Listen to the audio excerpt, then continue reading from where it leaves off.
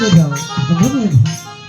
আমি তো আগেই বলেছি অগ্রাগ্রে দিকে ছেড়ে ভিক্ষা করে যাবে তুমি, আর কিছু হতে শেখা খাবে আমার দম আতসে থাকি আতসে আতসে মেদার ধনি দম দম বলে কালো গাজীর ছাড়িয়ে জিকির হক লা ইলাহা ইল্লাল্লাহ মুহাম্মাদুর রাসূলুল্লাহ সাল্লাল্লাহু আমার খুব মদতের বাড়িতে আসো মা।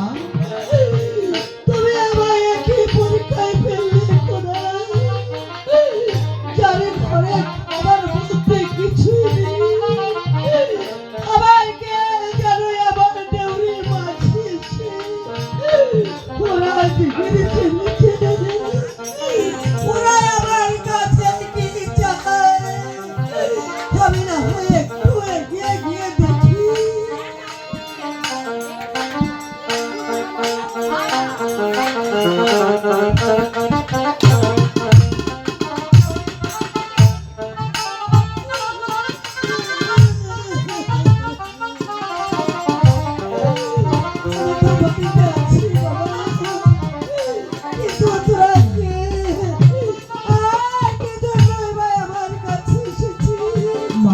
আমার কাছে তোরা কি চাস?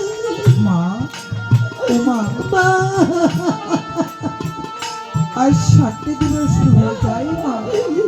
মা, আমরা দিদি ভাই দানা পানি কিছুই খাইনি মা গো, আমাদের দিদি ভাইকে কিছু খানা দাও না মা।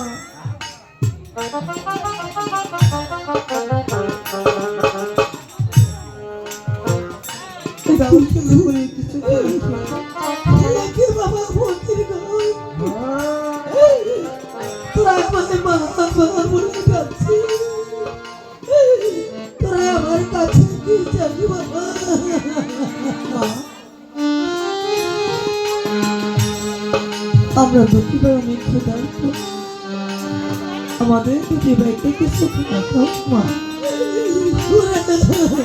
মা তুমি যে বাবা দাও, তুমি বাবা আমার জোরে রাখতে তুমি হারিয়ে ফেলবো মা।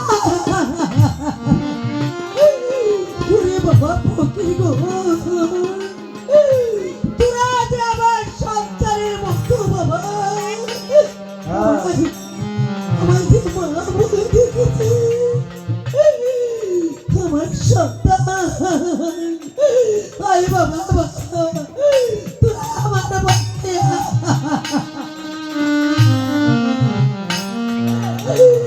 তোদের আমি বুকে নিয়ে আমার দামে তোমরা দামে শীতল করে।